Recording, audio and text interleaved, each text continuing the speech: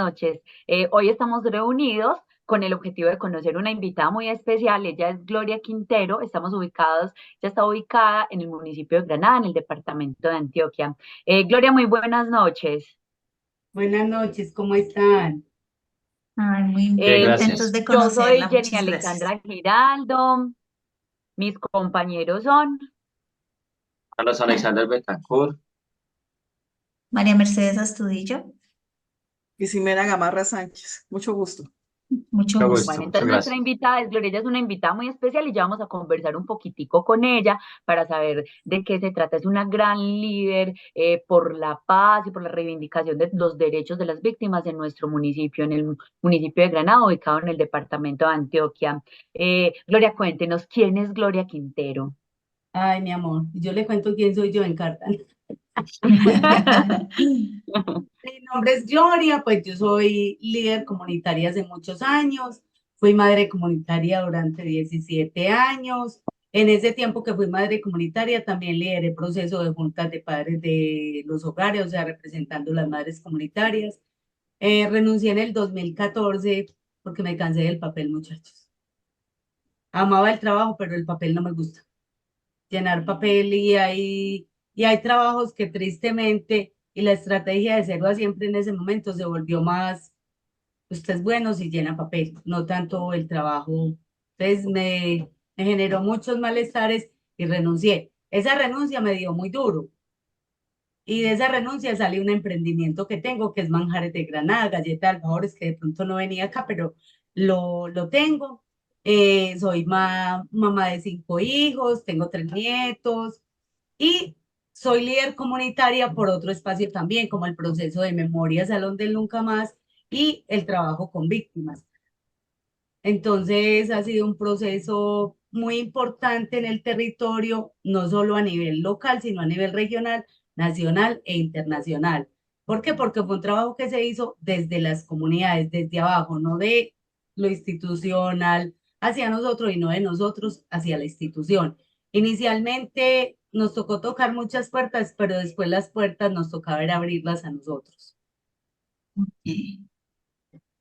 Gloria ha hecho parte durante muchos años de ASOVIDA, de la Asociación de Víctimas del municipio de Granada y de los grupos sociales que han promovido, ¿cierto?, toda la reivindicación de los derechos de las víctimas. Gloria, cuéntenos cuál ha sido su principal motivación para pertenecer a esta red y para haber hecho todo el trabajo social y todo el liderazgo que ha venido haciendo en nuestro municipio. Bueno, primero les voy a contar por qué llegué a Sovide y cómo llegué, que es muy importante y saber qué es Asovide. Entonces, primero que todo, me tocó vivir el conflicto acá en Granada. Tristemente tengo un hermano desaparecido en octubre, va a ser 22 años. Y desde la desaparición en el 2006, 2007, comenzando, una compañera de acá del municipio que era líder, yo no hacía parte de procesos de víctimas en nada, o sea, yo tenía mi hecho victimizante, pero no estaba involucrada con el tema en nada.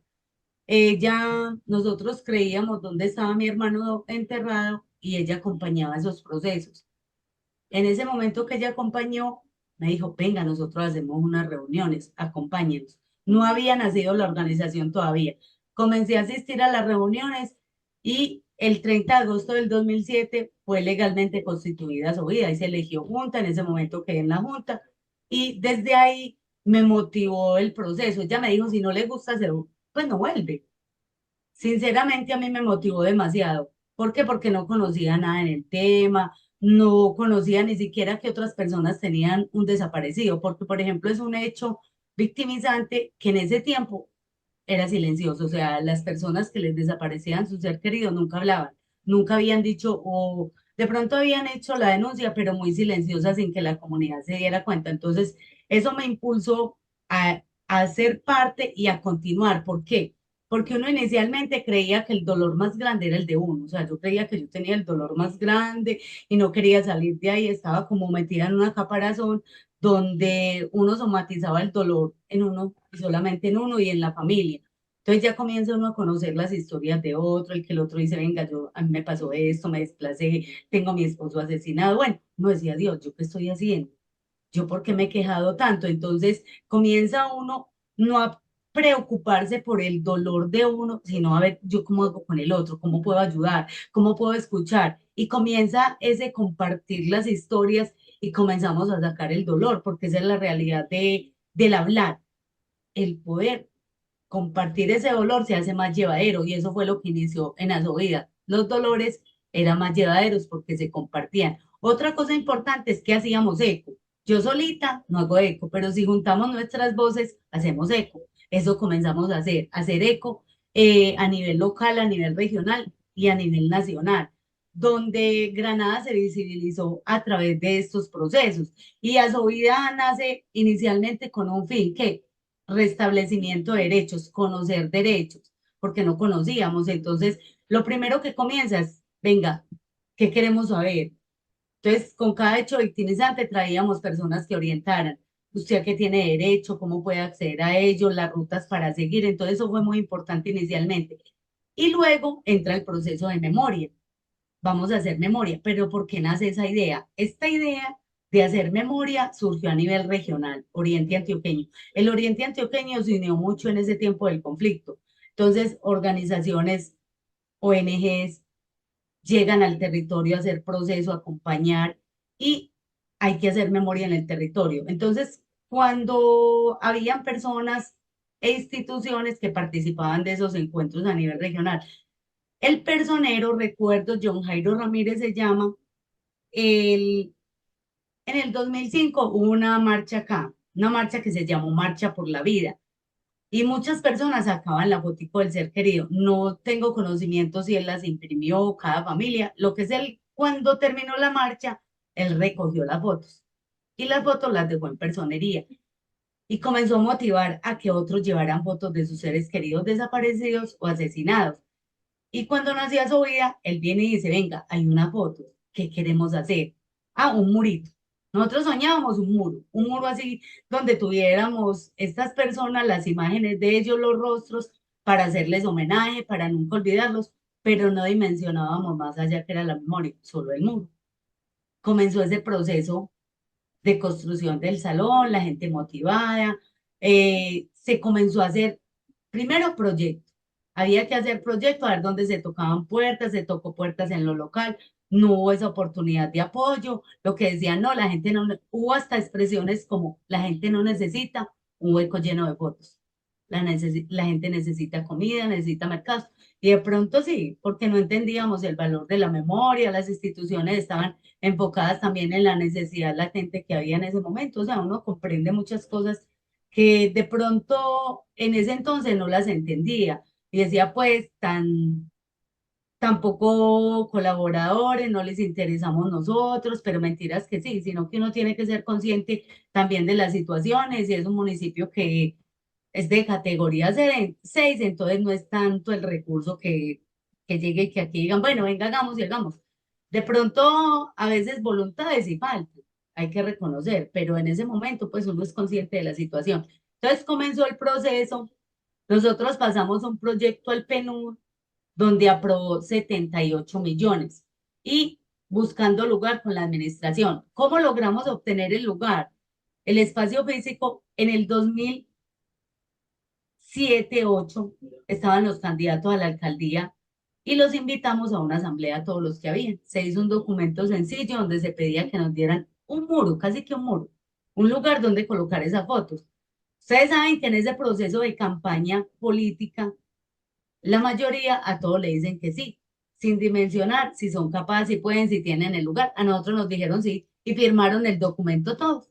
Cuando quedó el señor de alcalde, fuimos 3 personas donde él y le dijimos, señor alcalde, venimos pues a que nos diga cuál es el lugar que nos va a dar. No tengo nada para ustedes. Ah, bueno, señor alcalde, dígale a la gente es que usted no se comprometió con nosotros. En ese entonces hay que hablar de 2007, ahora es muy diferente la organización, ahora es muy diferente todo. En el 2007 asistían 250, 300 personas a la organización. Los candidatos estuvieron en una reunión con esa cantidad de personas. Entonces, ¿qué le dijimos? Venga, señor alcalde, en este momento estamos en asamblea, vaya, dígale a la gente. ¿Qué dijo? No tengo tiempo. Ah, listo, señor alcalde. Nosotros le traemos la gente acá. Se asustó porque sabía que sí se las llevábamos. Que dijo, no, venga, yo voy. Él llegó, nosotros ni nos acordamos, hay una chica que en ese momento era del CINEP, que el CINEP llegó a acompañar procesos acá en el Oriente y nos acompañó en el proceso del salón y organizativo. Y ella, nada más como en el 2018 que nos reunimos, ella decía, ¿ustedes se acuerdan cuando el alcalde dijo no tengo nada y una señora muy mayor lo cogía a sombrillazos? No tiene nada, ¿se acuerda cuando vino aquí muy sonriente, prometiéndonos de todo?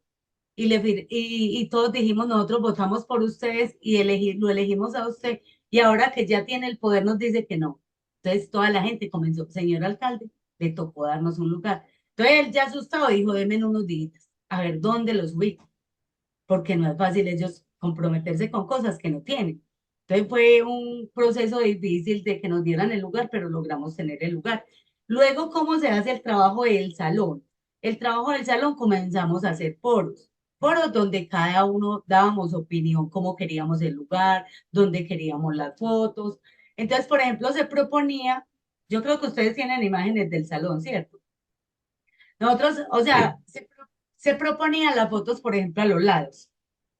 Aunque ya el salón no está así, totalmente diferente, pero como nació el salón, era con las fotos al frente porque la gente dijo, las queremos allá. Pero ustedes saben cuál era el sentido y lo viví muchas veces estando en el salón, que yo amaba ese proceso demasiado. Uno estaba un fin de semana, un domingo en el salón.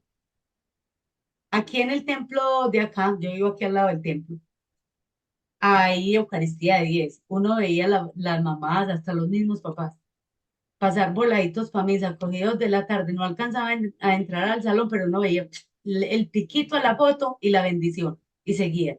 Ese es el sentido del muro allá. Otra cosa que pasaba mucho era que las personas a veces, imagínense, entraban, a mí me pasó varias veces con mamás, por ejemplo, que llegaban y se paraban en la puerta y no veían al ser querido, y se iban entrando, yo sí, hasta el muro y no lo encontraban, o sea, en serio, ¿por qué no está mi hijo ya aquí? Uno no, él sí está, mírelo aquí, ay, yo por qué no lo veía. Y ella, y volvía y se devolvía, pero hacia atrás, mirando el muro. Y se cuestionaba, yo por qué no lo veía si está en el mismo lugar. O sea, son cosas que uno a veces no se explica, pero me pasó con muchas personas. O, por ejemplo, Jenny conocía a Jason, a Mazamorro, el de la emisora. Una vez estábamos en una reunión en el salón, en una parte de adentro. Y él se fue para el muro, cuando después me llama y me dice, Gloria, venga, ¿por qué no está mi hermano aquí? Y yo como que no está. En la misma parte que siempre he estado. Vea, le mostré la foto y él me decía, pero si estuve observando al del lado un rato. Esos son misterios que uno no entiende del proceso, pero pasó y ha pasado mucho. Y están en el mismo lugar y no los encuentran. Y uno a veces, pues yo por ejemplo, el muro lo tenía muy ya casi que grabado en mi cabeza. Le preguntaban a uno por una foto así, yo, este está aquí. Entonces, a veces hasta uno se perdía de encontrar la foto. Son muchos rostros y todos como que se encontraban. Entonces, esos son procesos de qué. Y yo siento que ese es el sentido de pertenencia, que esas personas que pusieron la foto allá o que colocamos y permitimos que nuestro ser querido haga parte de ese muro, lo tenemos consciente en nuestra vida y en nuestro ser, de que él debe estar allá y permanecer ahí. Entonces, esa familia cuando no está, se preocupa. Eh, el salón, como les digo, se construyó en varios foros, donde todos decíamos, pero había asesoría. ¿Asesoría de quién? Una artista plástica que ella hizo su trabajo de grado. Ella es de Bogotá, Lorena Luengas. Ella hizo su trabajo de grado en el proceso de memoria. Y Lady Diana, que ya les hablé de ella es de la Unión, pero en ese momento trabajaba con el CINER. Ellas dos nos asesoraron, nos acompañaron varios años. Cuando ya ellas iban a ir, que fue como en el 2011, se fue Lady. Lorena sí se fue ahí mismo, ella sí hizo su trabajo y acompañaba, pero no acá presencial. Lady sí. Y yo recuerdo cuando Lady se iba a ir, que nosotros dijimos, Lady, esto se cierra. Pues nosotros no, ¿qué vamos a hacer nosotras sola? Iba, yo perdí el tiempo, entonces uno gracias también a ellas es que logró tener el liderazgo y los aprendizajes, porque uno no se sentía capaz. A veces uno siente la seguridad en la persona que está al lado, pero mentiras que teníamos esas habilidades y esas capacidades ya instaladas desde ellas, pero también del ser que uno es y que los liderazgos se llevan dentro de uno. Eso no es algo que alguien se lo instala a usted. O sea, sinceramente, yo siento que lo que yo soy lo llevo desde mi ser y desde mi sangre, o sea, porque yo lo vivo, lo amo, entonces pienso que eso es, y eso ha sido los procesos. Gloria, durante años se han hecho eventos y se han hecho muchísimas actividades. En específico, ¿qué acciones? Pues ya nos has contado muchísimas, pero ¿qué acciones se han emprendido a través de Asovida? Así como un resumencito breve. Bueno, Díaz Ovida, la primera acción que se hizo fue un abriendo trochas a San Matías, una vereda acá arriba. Eso fue en el 2008, fue en mayo del 2008, donde se hizo un abriendo trochas en homenaje a los desaparecidos. Entonces se hizo una especie de vía crucis. Uno, porque vía crucis. Aquí somos muy católicos. Entonces era una forma de convocar. Y otro, porque las personas que se llevaban por acá para arriba del pueblo, que era un camino de muerte, porque era camino de muerte. Los paramilitares estaban acá sentados, pero tenían sus bases en Santuario y en la parte superior del municipio. Entonces, ese era un camino donde muchos se los llevaron y no volvimos a saber de ellos. Entonces, hizo este recorrido con, en las estaciones con piedras con los nombres de algunos desaparecidos. Entonces, uno como familia, ¿qué hacía? Buscar esa piedrita. Esa piedrita en ese momento era ese ser querido. ¿Por qué digo ese ser querido? Porque uno no tiene, por ejemplo, en el tema de desaparecidos, nunca tuvo un cuerpo, nunca se ha cerrado ese ciclo. Entonces, los actos simbólicos representan demasiado para la elaboración de duelo y a nosotros nos han representado mucho, a mí personalmente, y sé que a muchas personas. Y lo digo que era ese ser querido, nada más a una señora, habían piedritas más grandes. Alguien le dijo, venga, yo le ayudo a llevar la piedrita. No, este es mi, yo lo quiero llevar. Ese era el significado tan valioso que en ese momento cada persona le daba esa piedra. Se llevó hasta el lugar donde habían exhumado los cuerpos y luego pues allá se hizo actividad simbólica, Eucaristía y trajimos las piedras y tenemos un mural que es en el Parque de la Vida, así se llama el parque. Ese acabó una toma guerrillera el 6 de diciembre, 6 y 7 y cuando la toma, después cuando hacen la reconstrucción, esa parte eran viviendas, pero la dejan como parque. Entonces, ese es un espacio donde nosotros hemos hecho muchas actividades. Otra de ellas es la Jornada de la Luz.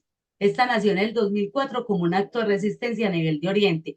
Pero cuando hacemos esta marcha de las piedritas hasta arriba, colocamos las piedras, retomamos esta marcha y comenzamos a hacerla todos los primeros viernes de cada mes. Entonces, después de Eucaristía de 6:30, salíamos con las velitas, carteles, lo que las personas que quisieran acompañar. Había veces, o sea, siempre teníamos personas muy fieles. Eso sí, habían señoras que siempre estaban ahí acompañando y también porque tenían sus seres queridos desaparecidos y asesinados y se sentían identificadas con lo que se hacía. Íbamos hasta el parque, allá se hacía actividad cultural, siempre. Había también el riesgo de la lluvia, que a veces cuando había lluvia tocaba dejar hasta la Eucaristía y ya irnos para la casa, pero siempre estaba organizada. Otra actividad que se hizo fue, por ejemplo, en el 2011 con el tema de desaparecidos también a nivel de Oriente. Se hizo una marcha aquí, o sea, de todo un día, un proceso de todo un día de compartir los familiares de desaparecidos.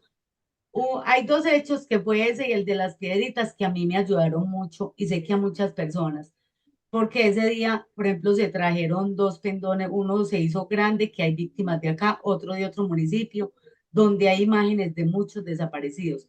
Y otra cosa importante es que teníamos un globo. Nosotros estuvimos acá en el atrio todos con el globo y el globo tenía el nombre. Se hizo Eucaristía nosotros con los globos. Cuando salimos de la Eucaristía fue un acto de soltar, de dejar ir.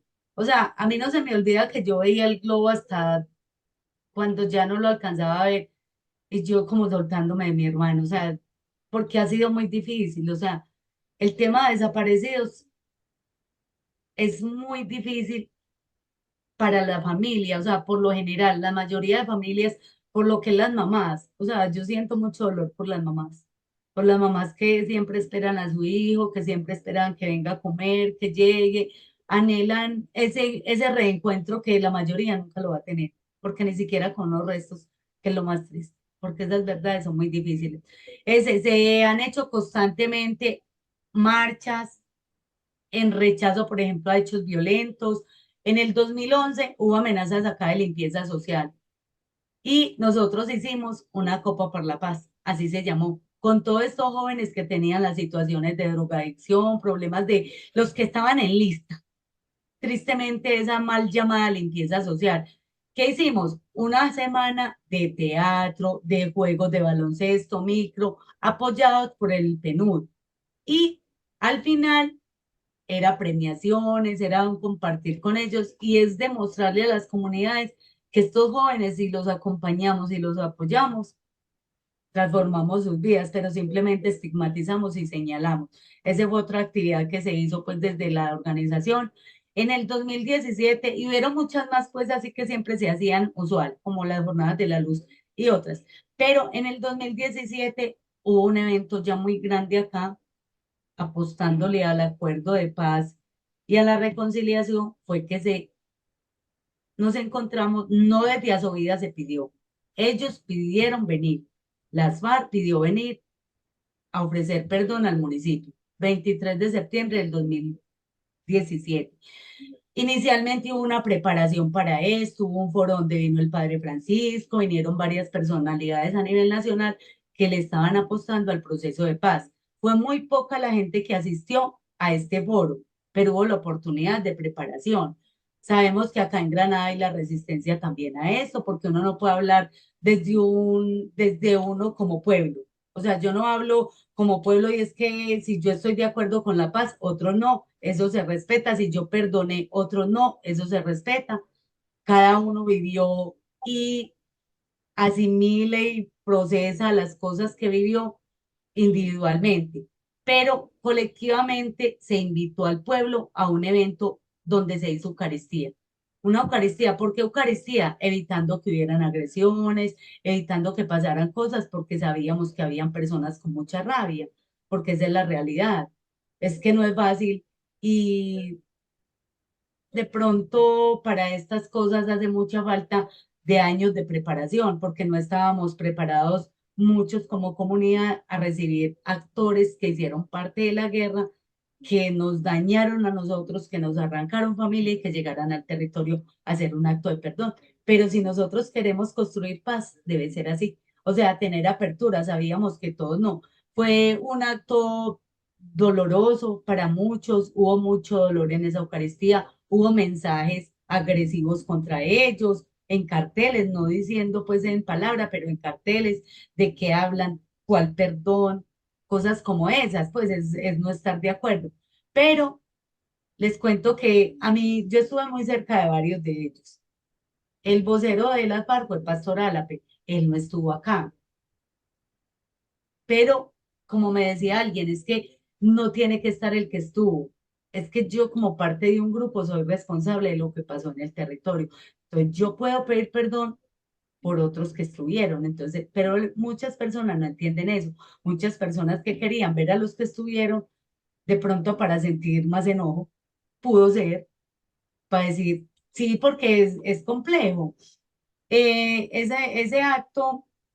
Entonces a mí me decían, venga, usted que estuvo de cerquita de ellos, ¿usted cree que vinieron a pedir perdón de corazón? Y yo, venga, yo corazones no leo. Pues no. Pero el hecho de venir y pararse frente a un pueblo a decir perdón por lo imperdonable, porque eso fue lo que dijo Pastor Álape, pido perdón a lo imperdonable.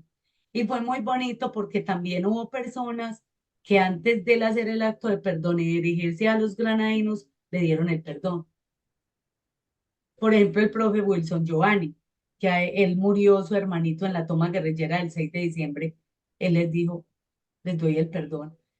Hermano de Jorge Alberto Gómez Gómez, el profe Hernán, él les dijo, desde el mismo momento que ustedes asesinaron a Alberto, yo les perdoné. Otra señora que tiene tres víctimas, papá, dos hermanos, cuatro, papá, dos hermanos y el esposo, no sé si todos por ellos, pero alguno fue por ellos y ella les dio el perdón. Entonces, mostrarle a una comunidad que sí se puede perdonar y que lo que yo siempre he dicho, el perdón no es algo obligatorio y no se puede imponer. El perdón es una decisión, más que una decisión, es una gracia que Dios le da a uno, porque no es fácil. O sea, no es fácil yo decir perdono a los que torturaron, asesinaron y desaparecieron a mi hermano, pero los perdoné. Entonces, eso para mí lo hice por mí también, porque cuando uno odia se toma el veneno es uno no se los da a ellos, uno se envenena todos los días con él y no se da cuenta que se está matando lentamente. Entonces, primero yo perdono por mí, pero también por ellos, porque yo pensaba cuando los odiaba tanto, porque yo odiaba, y otra cosa, uno odia y no sabe ni a quién, porque esa es la realidad. Ah, yo odiaba a los paramilitares aquí. Entonces yo decía, ese odio que yo sentía, de alguna manera les envenenaba más el corazón a hacer mal. Si yo perdono y yo diario le digo a Dios que les transforme ese corazón, yo sé que es posible que desde el perdón mío ellos cambien. Todo esto donde lo aprendí en estos procesos, en conocer la historia de otro, en vivir el dolor de pueblo, porque eso es vivir el dolor de pueblo y las situaciones, por ejemplo, de los niños, que esa es otra situación que aquí, ¿cuántos niños vivieron la guerra y quién los acompañó? Nadie. Crecieron, muchos de esos chicos son los que ahora les dicen marihuaneros, están en listas para limpieza social y nosotros como sociedad no analizamos qué pasó con ellos, por qué están ahí, qué situaciones vivieron y quién los acompañó. Entonces, es muy difícil todo lo que se ha vivido, pero desde los procesos hemos Uno. Ay, señora Gloria, qué experiencias tan valiosas la que nos ha compartido en este momento y ver todos esos procesos que aunque han sido dolorosos, han sido muy enriquecedores, ¿verdad? Señora Gloria, y dentro de todo este proceso que usted ha vivido durante estos años, ¿qué personas o qué instituciones han contribuido con el desarrollo del proyecto? Si es que al principio usted dice que a usted les tocó la puerta, les tocó tocar la puerta. ¿A quiénes fueron, a quiénes contactaron o cómo fue todo ese proceso? ¿Nos podría contar, por favor?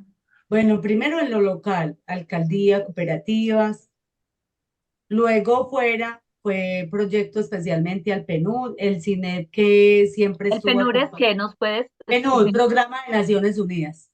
El ah, PNUD es ok. Programa de Naciones Unidas y el CINEP es un programa de padres jesuitas, Programa por la Paz de Padres Jesuitas.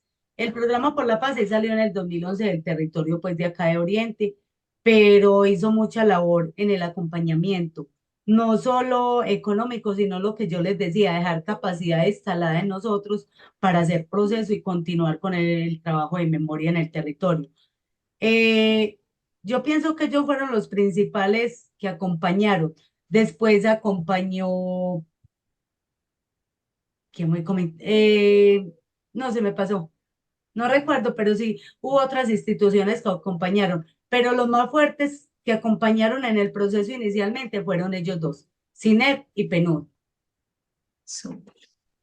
Y Y esos después de procesos fueron, eso, o sea, si fueron ayudas económicas, ¿eran a quién? ¿A la organización para apoyar los procesos o para que se los dieran a las víctimas o cómo era eso? A por ejemplo, el ustedes. primer proyecto que se pasó fue para hacer montaje y adecuación del espacio para el trabajo de Ah, memoria. Entonces, para ujú. sacar las fotografías, para hacer los textos, para el trabajo, por ejemplo, de los foros que había que hacer refrigerios, bueno, todo eso. Y Sí, no para darle a las víctimas en sí, como vea, les damos de a 5.000, de a 10.000, nunca. Siempre ha sido un proceso que ha sido para el trabajo dentro del salón, el trabajo de memoria, hacer talleres, encuentros.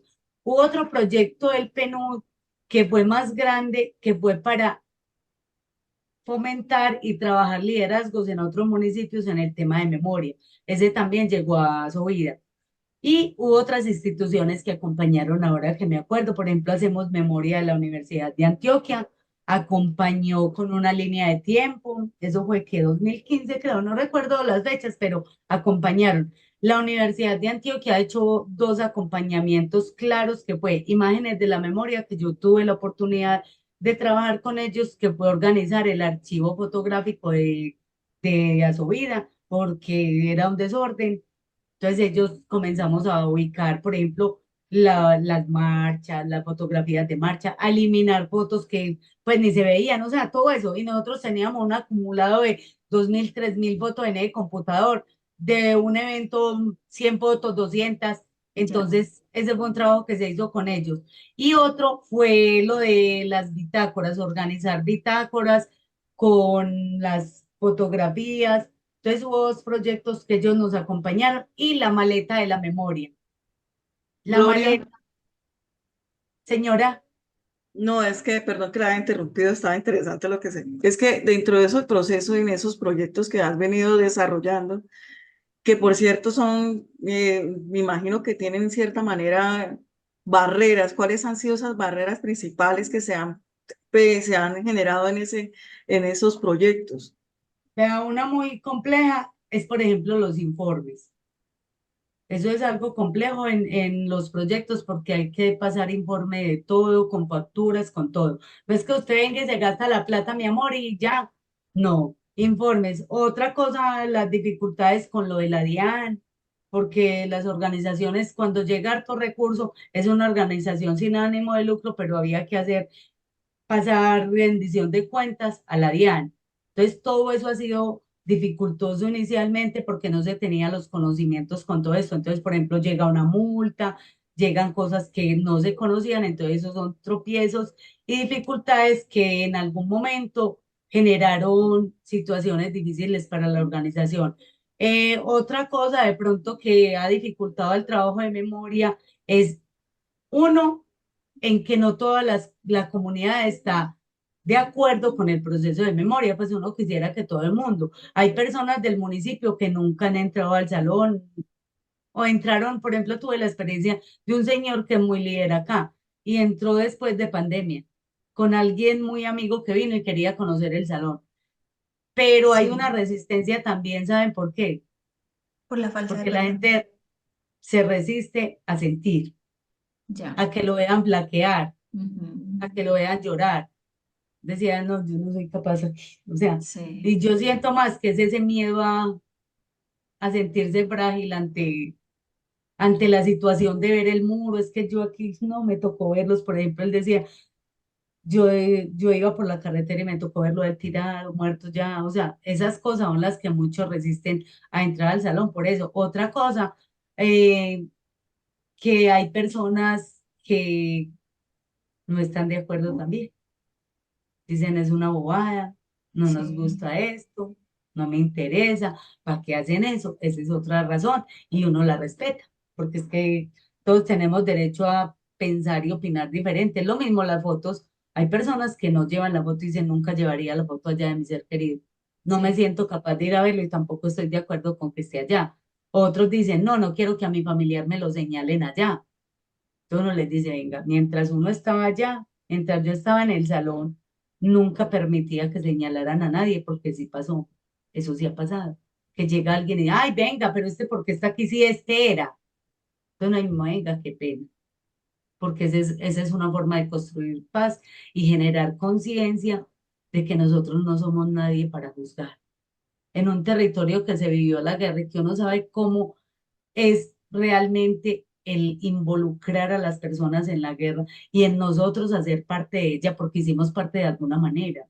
Nos creemos como este ladito los que no hicimos nada, pero cuando yo decía, ah, ese lo mataron por esto, por aquello, no estaba cogiendo café, en misa no estaba, ¿yo qué estoy diciendo? Estoy de acuerdo. Entonces yo hago parte. También muchas personas hicieron parte de la guerra por huir de las situaciones de la familia, por ejemplo, el oriente antioqueño, investigación de la Universidad de Antioquia, es un territorio con mucho incesto, abusos sexuales dentro de la familia. Papá con hijas, con los hijos, por ejemplo. ¿Qué hacían las muchachas? Ah, no hay la oportunidad de irse para la guerrilla, se iban. Y nosotros simplemente señalamos, ah, esa la mataron, pero era guerrillera. ¿Cómo nos atrevemos? Y a mí me pasó en el salón, no es una señora con una chica allá en el muro. Y yo, venga, ¿usted cómo se atreve? Primero me dijo que ella se fue de 12 años para la guerrilla huyendo de los abusos del papá. Y después me decía, pero lo mataron siendo guerrillera. Y yo, pues como coherencia, ¿cuántos años tenía? Así tuviera 20. ¿Cómo justificamos algo así? Ella ahí mismo se agachó y me dijo, sí, es la verdad. Y a veces uno lo hace inconscientemente. ¿Por qué? Por la cultura, porque esa es la realidad. Es como en el tema de desaparecidos. Ese tema sí que es complejo porque a usted le dicen, diga usted, por ejemplo, después de 20, 22 años, usted ¿para qué busca uno huesos? ¿Para qué? Son simples huesos, ya déjelos allá, o ya ni existe. ¿Cómo le dicen eso a una mamá cuando lo que anhela es encontrar a su ser querido? O en ese tiempo cuando uno estaba buscando el ser querido, ¿para qué lo busca? Además que ya lo mataron.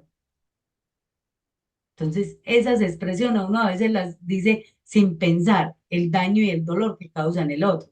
Entonces, es como la reflexión. Yo, ¿qué digo y cómo lo digo? Cuando el dolor está en esa persona, cuando el dolor está en esa familia, porque la búsqueda siempre será toda la vida, siempre. O sea, si a usted le No, digan, Gloria, va a encontrar.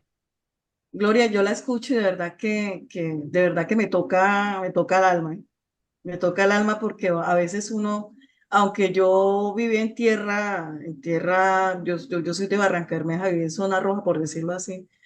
Nunca tuve así como la oportunidad de escuchar tan directamente esas historias.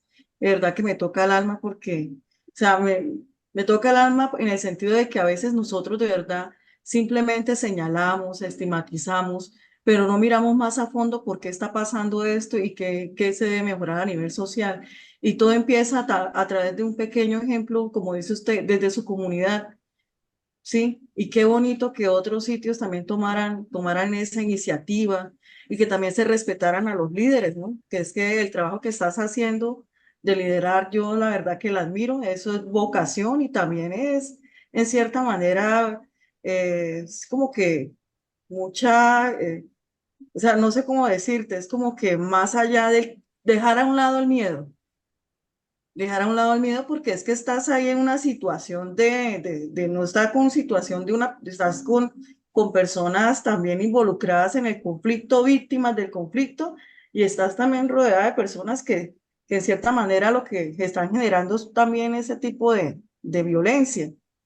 Entonces, de verdad que me alegra mucho escucharla y que por fin alguien me haya tocado otra vez esa fibra, hacerme sensible ante esa situación para volvernos más humanos, porque vivimos llenos de afanes y todo eso, y no conocemos la historia de otros sitios, no conocemos ni dónde vivimos, ni la historia que está pasando a nuestro alrededor así de primera mano.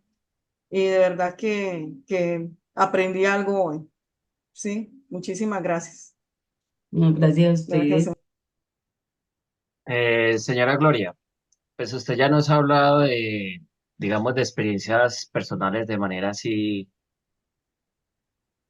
pero entonces le queríamos hacer una pregunta, no sé si le gustaría contarnos alguna experiencia personal vivida con alguna de las víctimas que hacen parte del proceso o han hecho parte del proceso, que digamos de alguna manera la ha impactado. Ay, no, con una señora, pero más en el tema de trabajo de proyectos con desaparecidos. Memorias de la ausencia fue un proyecto que trabajé en pandemia. Fue un proyecto donde primera vez nos hablaban y nos acompañaban en el tema de desaparecidos.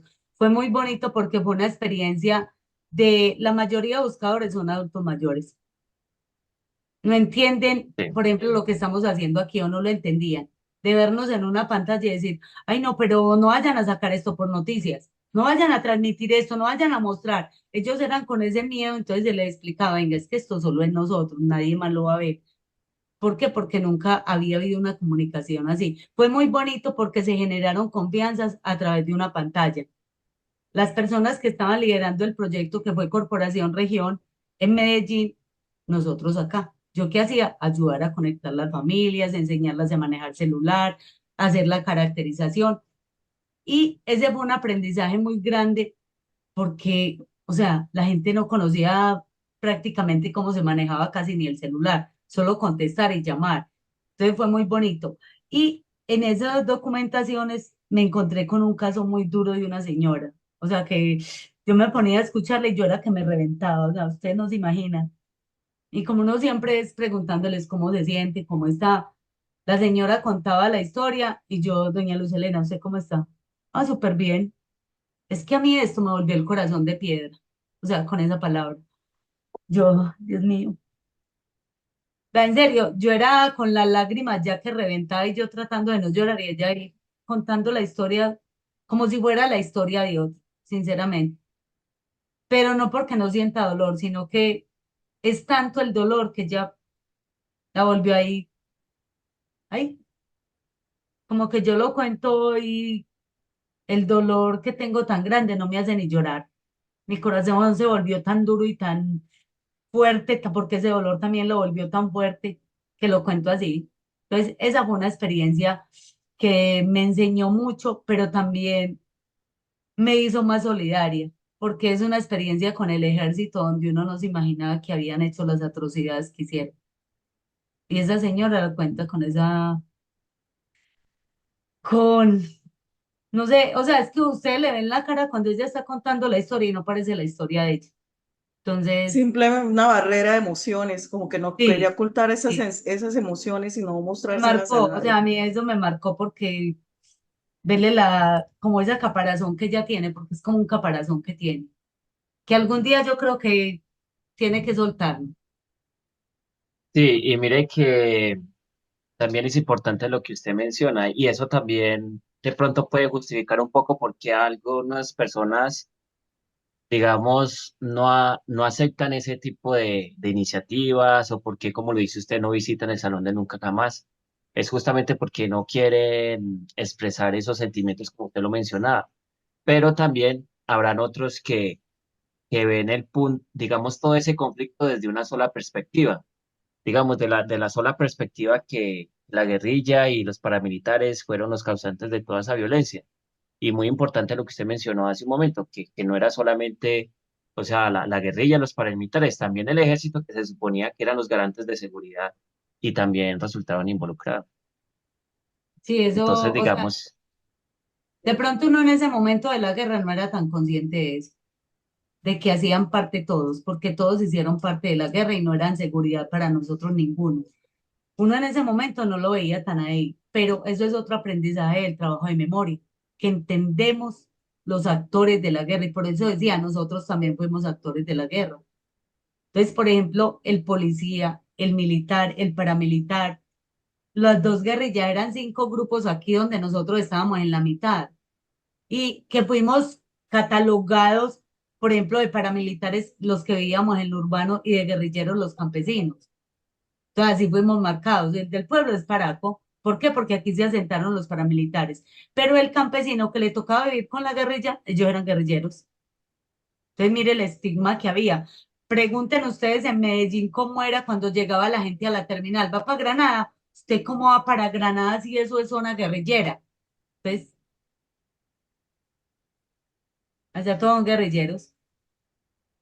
Gloria, el Salón del Nunca Más, hemos conversado mucho, hemos hablado muchísimo de ese espacio, ¿cierto? Que es una de las iniciativas de Asovida.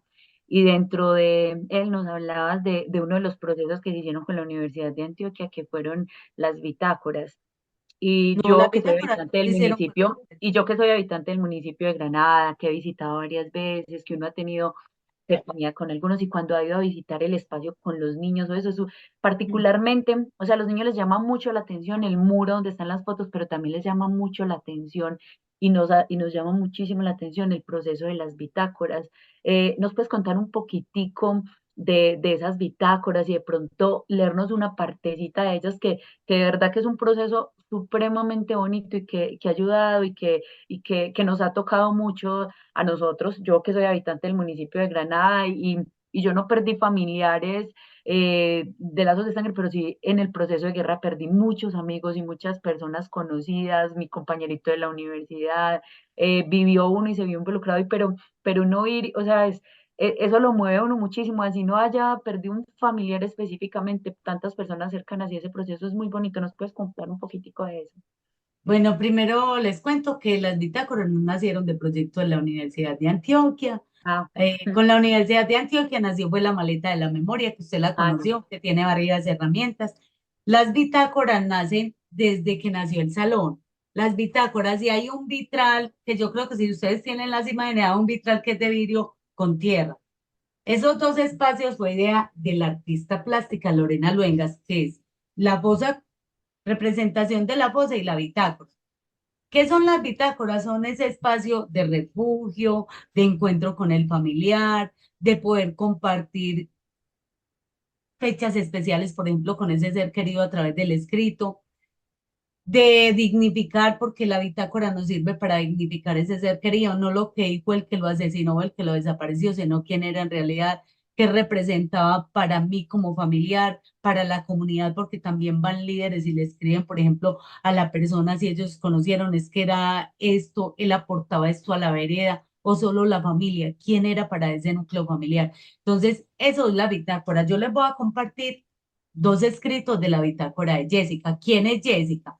Jessica es una niña que lastimosamente la guerra la dejó huérfana de papá. El papá fue desaparecido el 11 de septiembre del 2006.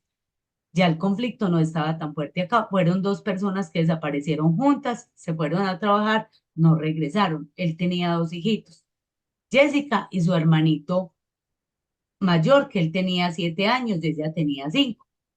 Ella cuenta en la bitácora cómo él se despidió ese día, le dio 1.000 pesos para que comprara un lápiz, creo que para el hermanito, para que compraran un lápiz, y les dijo el domingo regreso. Nunca regresó. Entonces, ella es una niña que ha sufrido mucho, ella se medica o la tienen que medicar psiquiátricamente porque nunca ha aceptado esa pérdida de ese papá. Ella siempre lo espera vivo, pero en las documentaciones que se han hecho para la unidad de búsqueda, él está muerto, a él lo asesinaron.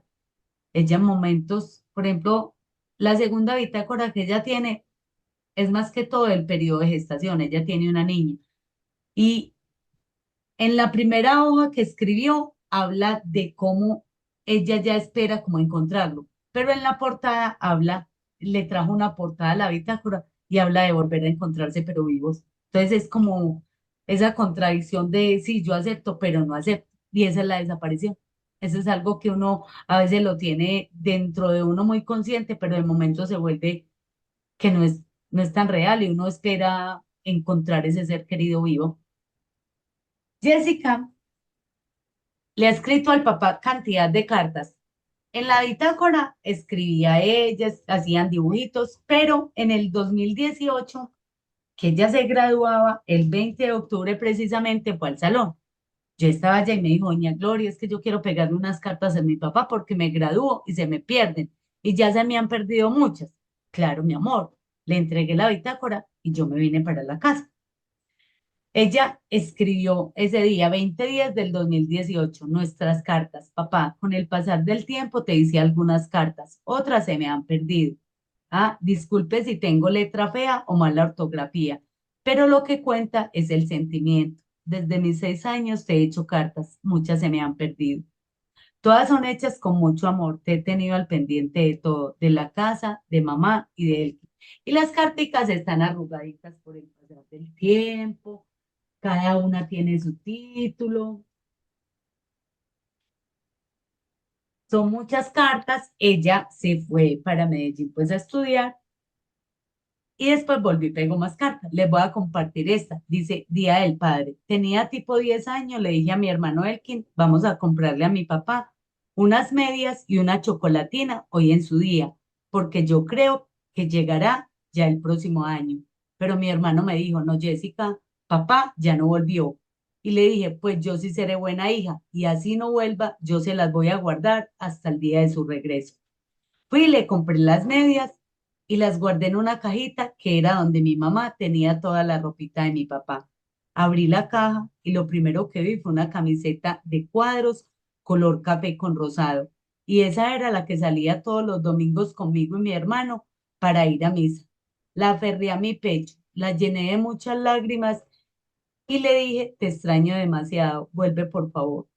Me puse a ver ropa por ropa, la tocaba borde por borde. En realidad era un tormento ver toda su ropa, porque después de tanto tiempo sentía su aroma como si él estuviese ahí.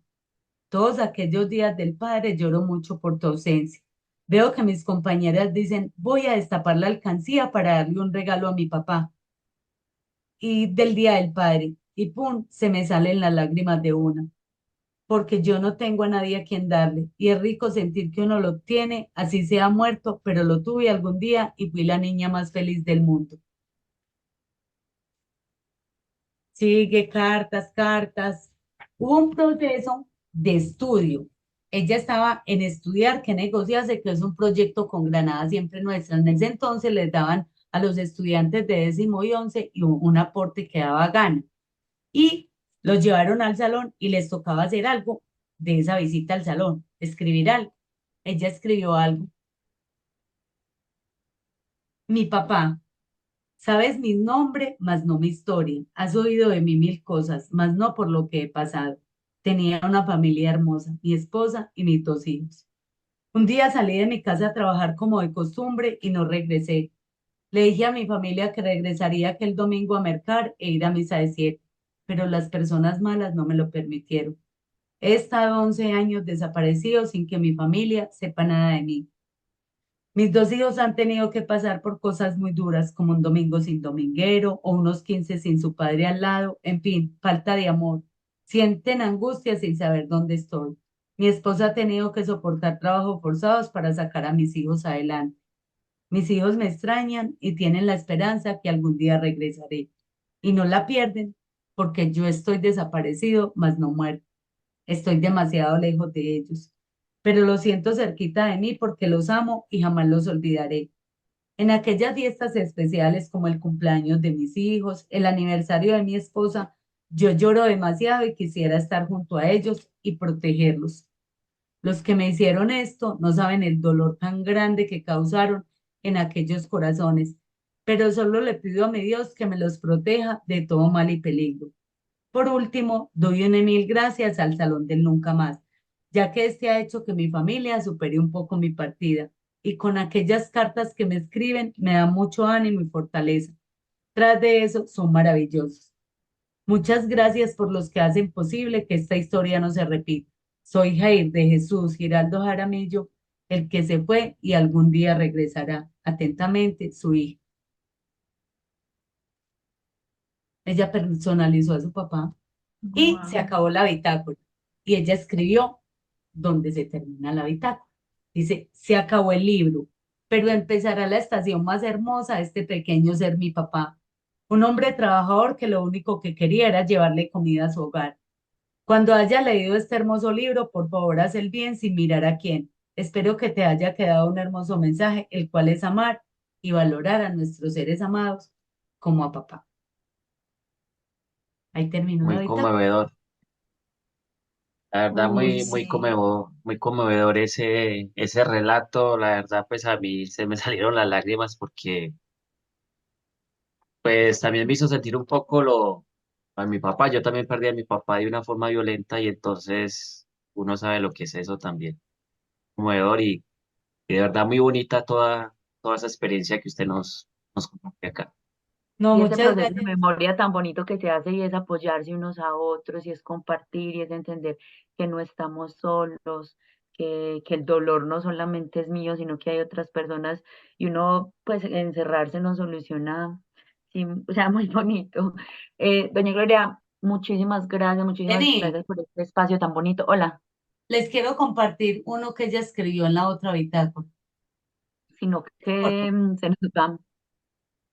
Es pues porque es por cuestión de tiempo. De hecho, De quisiéramos seguir pronto. como conversando, sino que de hecho ya se nos va a cerrar la otra, Ah, sí, la como reunión. Hágale, hágale. ya quedan como 2 minuticos, entonces, pero doña Gloria, muchísimas gracias por este espacio, por este momento. De verdad que a uno mismo, o sea, eh, así uno no haya, yo también, pues a mi papá sí lo perdí y todo, pero entender que no estamos solos y muchas gracias por lo que hace, por lo que continúa haciendo, por visibilizar, porque es que hoy todavía nada más hace 15 días estábamos en una marcha, en un espacio para mantener siempre que no olvidemos a las víctimas, que no olvidemos lo que pasa, que no olvidemos, que siempre recordemos, porque es que recordar y tener presente y entender que estamos todos, que nos podemos apoyar, eso nos va a ayudar a sanar. Y si no sanamos y si no perdonamos, vamos a seguir en una cadena. Muchas gracias por ayudarnos a construir paz en el municipio, en el país, un país que tanto lo necesita. Y por este espacio tan importante y tan bonito que nos regaló hoy. No, gracias a ustedes. Usted sabe Muchísimas gracias, que señora estamos Gloria. Muchísimas Qué gracias, de espacio verdad. tan enriquecedor. Muchísimas gracias. con mucho gusto. Muchas gracias, Gloria. Estaré viéndola más seguido por ahí de pronto en las redes. Me gustó mucho cuando no es que yo no conocía la historia. Para Me mí esto es imagino que algo tendrá algún conmovedor. canal de YouTube o no tiene No, canal de yo YouTube. No. está en el Facebook, por ahí Hay está. muchos videos, lo que pasa es que aquí han venido Ese. muchas instituciones, muchas Ajá. universidades, muchos, y a mirar lo del proceso porque realmente ha Hay sido un mucho proceso. trabajo de grado con el proceso. Y Hay esa, Debería tener trabajos un de grado, canal tesis de porque con todas esas universidad con respecto a entrevistas, eso. No, claro, ahora estoy debería trabajando tener un mucho el canal. tema de desaparecidos fuera del proceso. Ah, Súper, bueno, bien. ya casi se va a acabar el tiempo, pero le agradecemos por este espacio tan valioso. Creo que hemos aprendido cosas bastante importantes para nosotros y es, una, no estamos solos, dos, el perdón nos libera a nosotros, no a los demás.